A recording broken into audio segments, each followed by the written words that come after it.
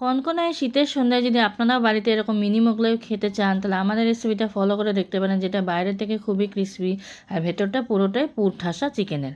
তো প্রথমেই কী করলাম, এখানে ময়দা নিয়ে নিয়েছিলাম পরিমাণ মতো, রিফাইন্ড অয়েল দিয়ে দিয়েছিলাম 2 টেবিল স্পুন, পরিমাণ মতো নুন চিনি দিয়ে ভালোভাবে প্রথমটা ময়াম দিয়ে নিলাম। তারপর অল্প অল্প জল দিয়ে একটা সেমি সফট ডো তৈরি করে নিলাম। উপর থেকে অনেকটা রিফাইন্ড অয়েল মাখিয়ে প্রায় 1 ঘন্টা আমি এটা এখন ঢাকনা দিয়ে রেস্টে রেখে দেবো।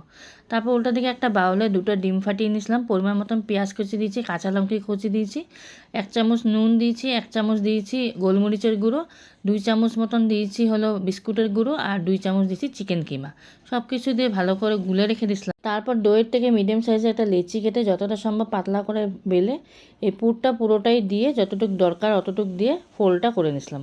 উল্টা দিকে একটা ফ্রাইং প্যানে হালকা তেল গরম করে রেখেছিলাম, রিফাইন্ড অয়েলটা এখানে হালকা আমি গরম করে দিয়েছিলাম। উল্টে পাল্টে ভালোভাবে ক্রিস্পি করে লো টু মিডিয়াম ফ্লেমে ভেজে নিয়েছিলাম। আর এখন তরকারিটা বানিয়ে নেব। তরকারিটা বানানোর জন্য পরিমাণ মতো রিফাইন্ড অয়েল দিয়ে অনেকটা পেঁয়াজ কুচি দিয়ে সেদ্ধ করে রাখা আলুগুলোকে ছোটো করে কেটে প্রথমে ভাজতে বসিয়ে দিয়েছি। পরিমাণ মতন হলুদ, নুন, কাশ্মীরি রেড চিলি পাউডার দিয়ে 2 চামচ দিয়েছিলাম আদা রসুন কাঁচা লঙ্কা বাটা। সব কিছু দিয়ে ভালোভাবে আলুটাকে কষিয়ে নিয়েছিলাম। কষিয়ে নেওয়ার পর আমাদের আলুর তরকারি রেডি। তারপর মোগলাইগুলোকে কেটে নিয়ে এখন সার্ভ করে নেবো এই আলুর তরকারি আর পেঁয়াজ কুচি। সন্ধ্যাটা সত্যি জমে গেছিলো এই ঝাল ঝাল মোগলাই আর আলুর তরকারি খেয়ে। তো অবশ্যই বলবো বাড়িতে একদিন ট্রাই করুন, আর রেসিপিটা ভালো লাগলে শেয়ার করে দেবেন।